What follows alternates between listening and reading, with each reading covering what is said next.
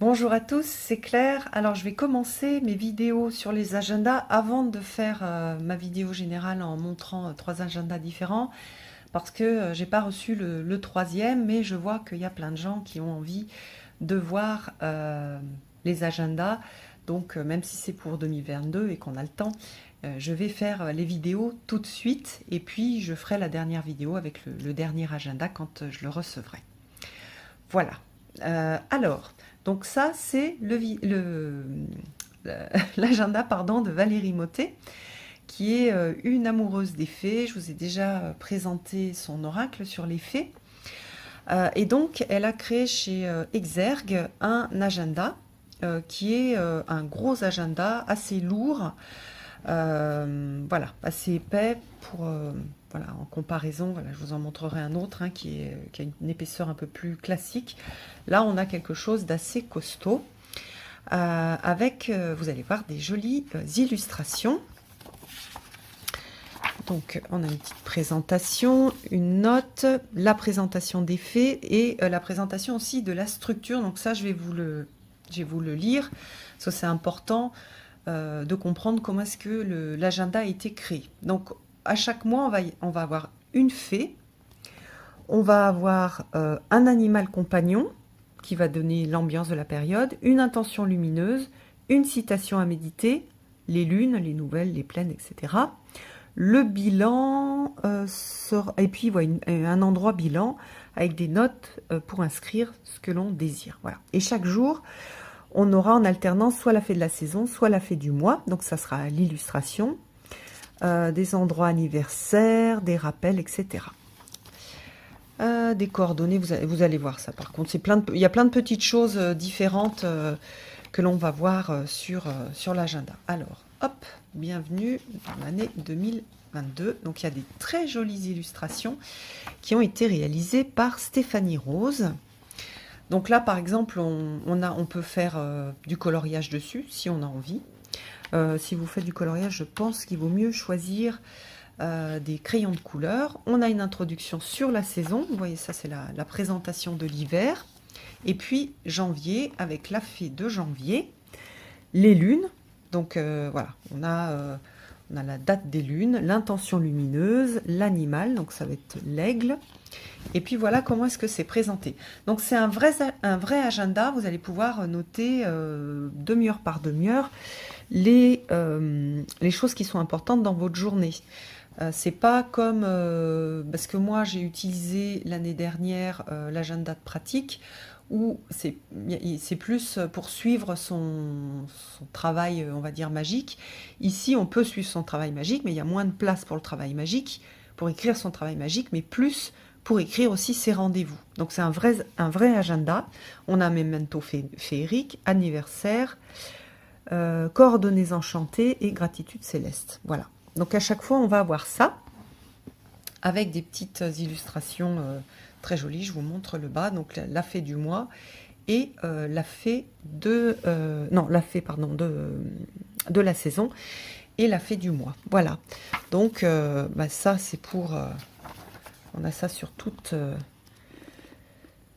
le mois de janvier. Et puis à la fin du mois de janvier, on a notes et bilan. Donc si vous voulez utiliser aussi cet agenda pour enregistrer votre travail magique, si vous n'êtes pas quelqu'un qui a besoin d'avoir énormément de place pour écrire tous les jours sur votre travail magique, vous pouvez, et moi je n'ai pas encore choisi lequel j'allais utiliser, mais vous pouvez utiliser les notes et le bilan pour dire voilà, par exemple, ce mois-ci, voilà les jeux que j'ai utilisés, comme ça vous notez au fur et à mesure que vous utilisez vos jeux.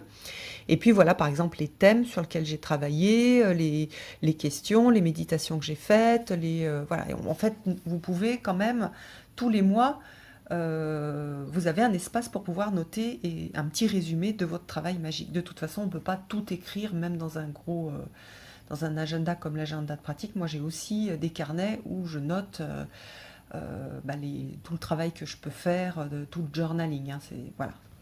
Mais du coup, ça peut être super intéressant d'utiliser ça pour pour noter votre travail magique ou non, et garder juste comment dire, ça pour des notes liées à la vie du quotidien. Donc c'est un petit peu comme vous voulez.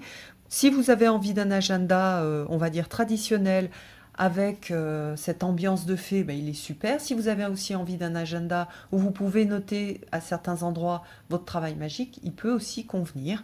Surtout qu'il y a des propositions, hein, qu'elle fait des propositions à chaque fois. Donc voilà, février, on a une intention. L'intention, c'est l'amour. L'animal, c'est le colibri. La nouvelle lune, la pleine lune. Il y a une petite citation ici aussi. Et puis voilà, on a la même chose, sauf que la petite fée du mois a changé. Et on va avoir ça, hop, toutes les... Alors je vais vous montrer, voilà, tous les mois, ce que je vais vous montrer, c'est les illustrations. Voilà, illustration, petit... Donc là, c'est l'illustration du printemps, avec un petit dessin. Donc du coup, ça veut dire que j'ai oublié, attends, février. Ah oui, non, c'est avant mars, pardon. Donc voilà, et puis on a la fée pour mars. Donc on a une illustration plus travaillée pour la saison et quelque chose de plus simple pour le mois. Voilà, hop, donc les notes, donc avec des couleurs différentes. Donc on peut assez facilement retrouver avec la couleur le mois, avril, avec un petit minou, super, super simple, une citation de Shakespeare. Hop. Mais voilà pour l'été. Magnifique illustration. Ah. Petit dessin de juin.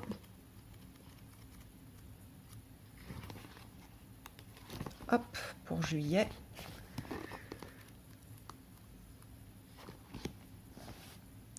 Août. Voilà, l'automne. Je crois que ça doit être mon illustration préférée. Je la trouve vraiment belle. D'ailleurs, j'aurais préféré une de ces illustrations sur le dessus du calendrier, de l'agenda. Voilà, oh, c'est mignon. Super mignon. Novembre. Hop, et décembre. Voilà, alors donc en résumé, je trouve que c'est un agenda qui est super pour les rêveurs et les rêveuses, pour les gens qui aiment le monde des fées, qui ont envie d'avoir chaque mois des petites indications pour rêver ou réfléchir.